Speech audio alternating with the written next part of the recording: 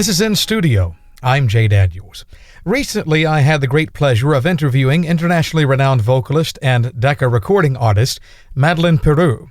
She just released a new album called Anthem. It's a mixture of covers and original tunes, but most importantly, it's filled with the stories of life. Here's the interview with Madeleine Peyroux. 8 records and 22 years ago, you released an album called Dreamland back in 1996, and the very first track was Walking After Midnight from Patsy Cline. When you were growing up, did you ever think that your life would be centered around music? I had a dream, a desire for that, but I did not believe it could happen. I grew up, so one of my memories about that is standing on the street in Brooklyn in the early 80s, having just moved there, and realizing that there were tryouts for the elementary school chorus, the choir, and thinking, boy, if I could do that, I would be so happy. And of course, I got in, but I was an alto, and I never got any solo parts, and I didn't have any particular talent in regards to music. Growing up, we played ukuleles together at home, my mother and I, and it was just a happy place, to use the term. And before you were in New York, you actually grew up in a town called Athens, Georgia. Is that right? Yeah. Well, my father was teaching at UGA. He taught drama and film. And so I was born down there in Athens. But I cannot claim that I really experienced growing up in the South, because we moved quite a bit while he was looking for work as an actor. Sure. And then we ended up in New York. You mentioned that your mother played ukulele. I take it that music then was an important part of your childhood growing up with your mom and dad. Yeah, absolutely. And my dad played, as my friend likes to say, he played the radio very well, but it wasn't the radio. He played records over and over again, actually. And I think that's maybe one of the reasons I knew a bunch of songs by heart. By the time my mother took us over to Paris, she got a job. She was working for a bank that gave her a job in Paris. And I was about 11 years old, and we moved to France. And I saw street musicians playing these old songs that I had actually heard, like Fats Waller and Louis Armstrong, the swing tunes, early American jazz swing tunes from the war era. And that was a popular thing to play on the street in Paris.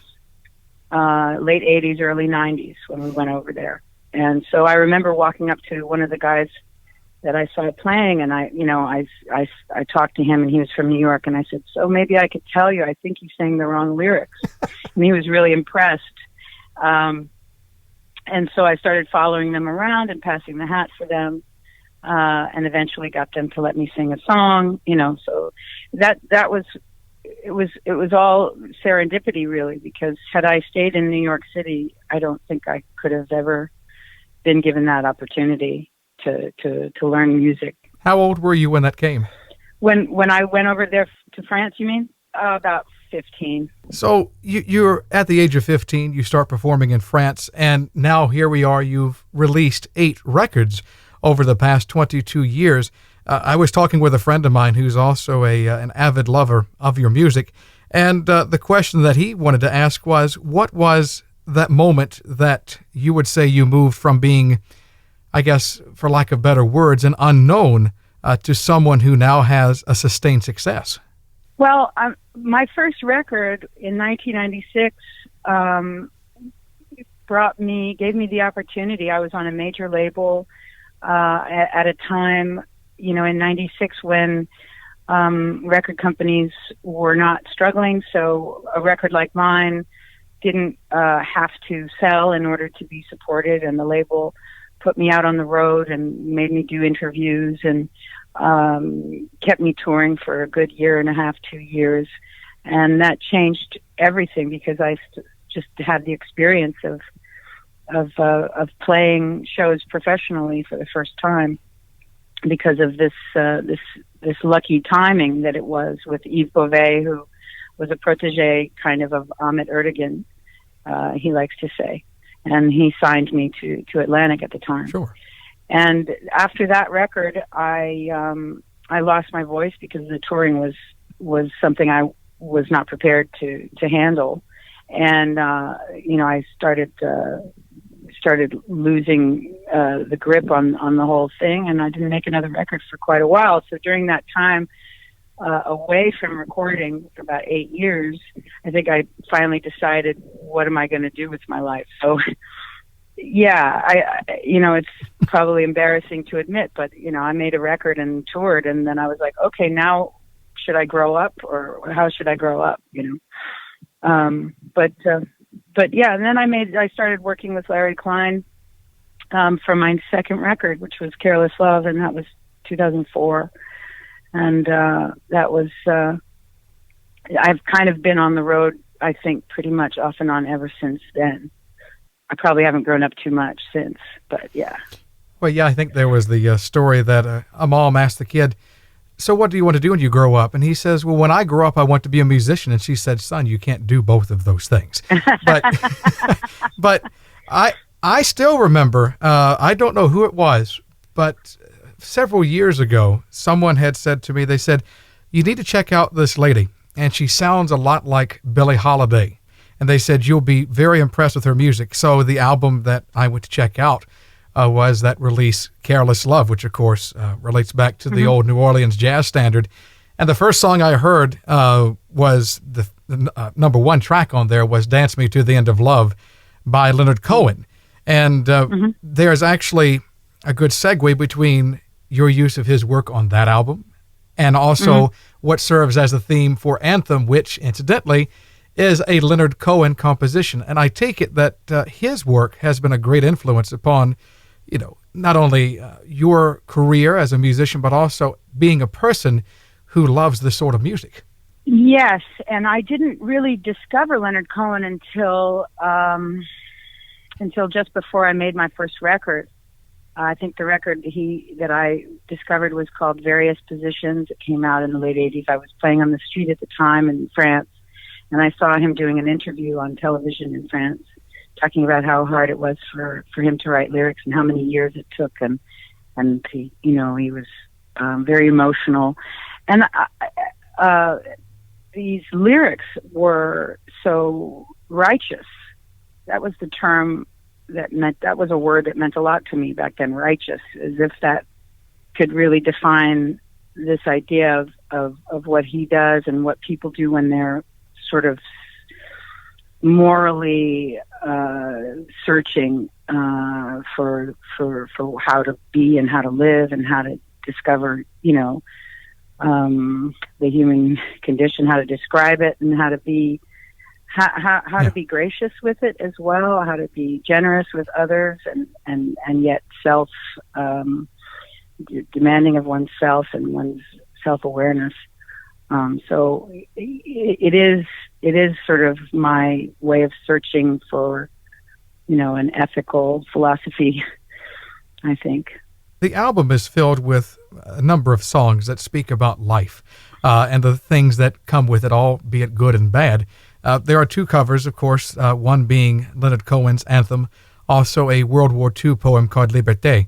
But the rest are original compositions, and you've worked with some very talented artists who are well-known in the music industry. But just thinking of the overall inspiration behind this album as it relates to a lot of the struggles that come with life, what would you say is your own reason, your story behind the selection of songs that we have here? Well, I feel like, for one, over the last 3 or 4 years, especially having been touring quite a bit and experiencing the general malaise or the difficulty of going through the political situation firsthand, because we were touring throughout the year of the campaign, and then we had shows the day after the election, and so on and so forth. And during that whole period, I constantly was feeling that my songs, just the repertoire is just not contemporary. At least that there are things that need to be said, or I want to be able to talk about with the audience, and how to do that, and how to broach those subjects is a issue, but that desire was there, and I think that was a big part of some of the inspiration behind the content to these songs, which then I am so grateful to, the guys that co-wrote, especially David Bearwald, who wrote a lot of these lyrics and sat and spent months with me really honing everything. And I love the songs the way that they are now, and I like to think that they don't just live in 2016, but that was when all of this started for me. We're speaking with Madeleine Peyroux and her new album, Anthem, from Decca Records. And just listening to your latest release and then listening to Dreamland and Careless Love, there was great talent on those albums, no question. But I think you would have to agree, though, even as a musician, you were always searching for ways to get better and to improve upon your craft. And I think this album truly does show the growth and maturity that you've experienced, not only as a person, but also as a musician. But even with that, though, the thing that I've noticed, there's still something very familiar about the texture of each recording. Any album that I've listened to from you over the years has this, I don't know how to describe it, a nice, easy feeling, a nice, easy groove in the back. And there's always the sound of that Hammond B3 organ in most of the recordings, too. Is that a B3 by chance, or is that a sound-alike? Oh, it's a B3, yeah. Absolutely. Pete Kuzma plays on all over the record. It was beautiful having him.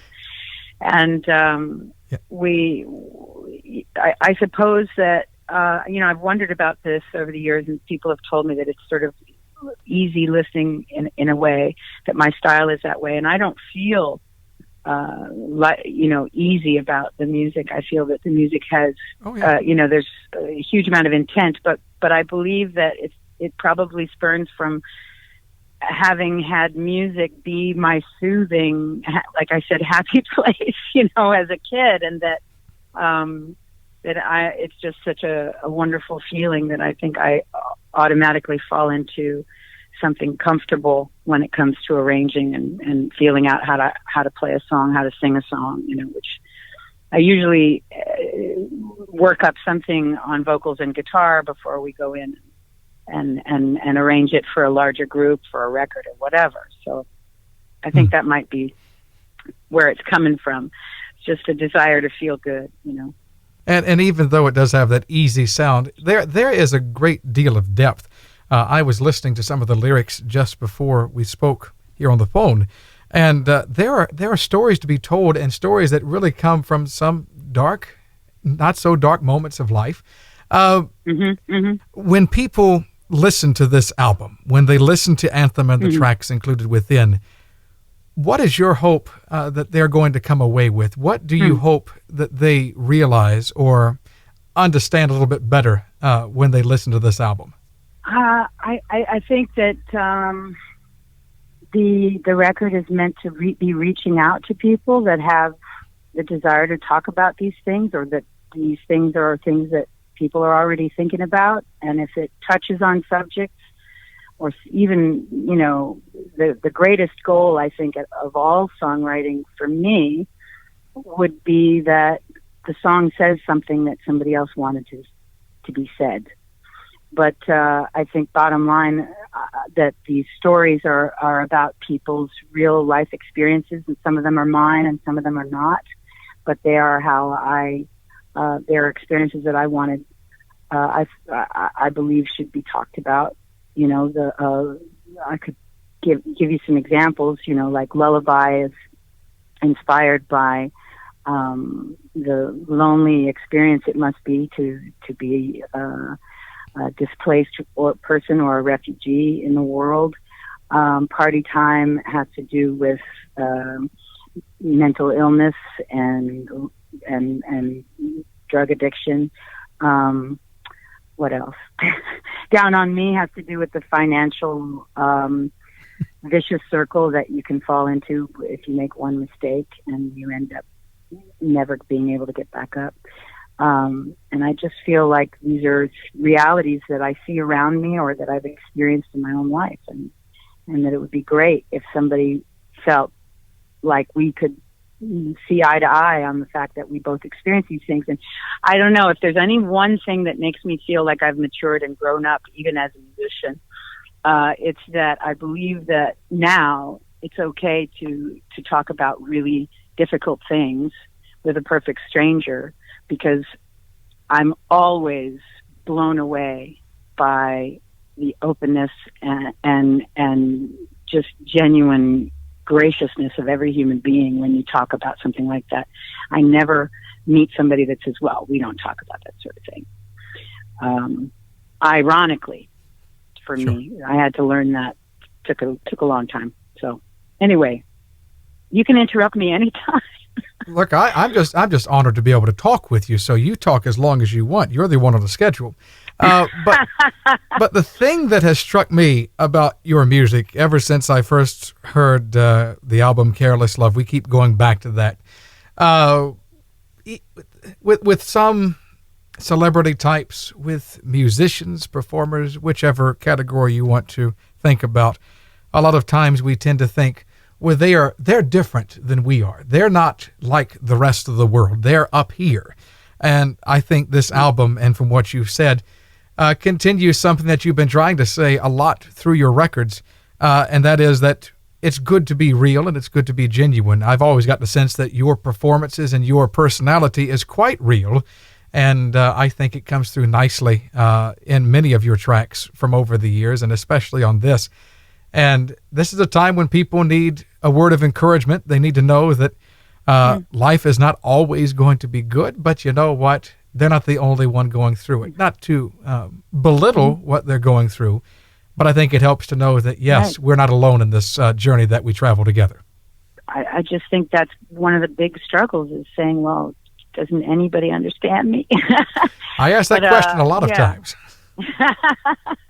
Yeah. I mean, I'm not always very articulate, but that's why I say it was so great to be able to work with these other songwriters, and with David Beerwald and Larry Klein and Patrick Warren and Brian McLeod, and to just explore this content. Yeah.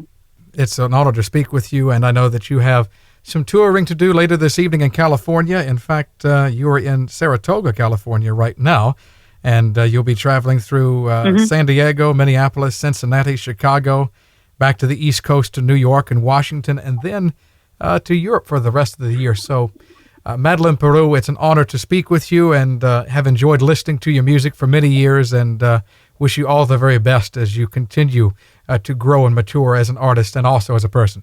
Wow, this is wonderful. Thank you so much. It sure is an honor for me, too. Thank you, Jay. The album is called Anthem, and it's being released by Decca Records.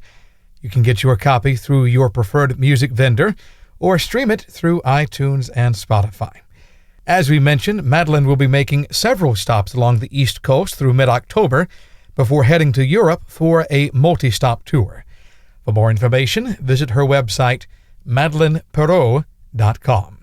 Until next time, I'm Jay Daniels, thanking you for joining us for In Studio.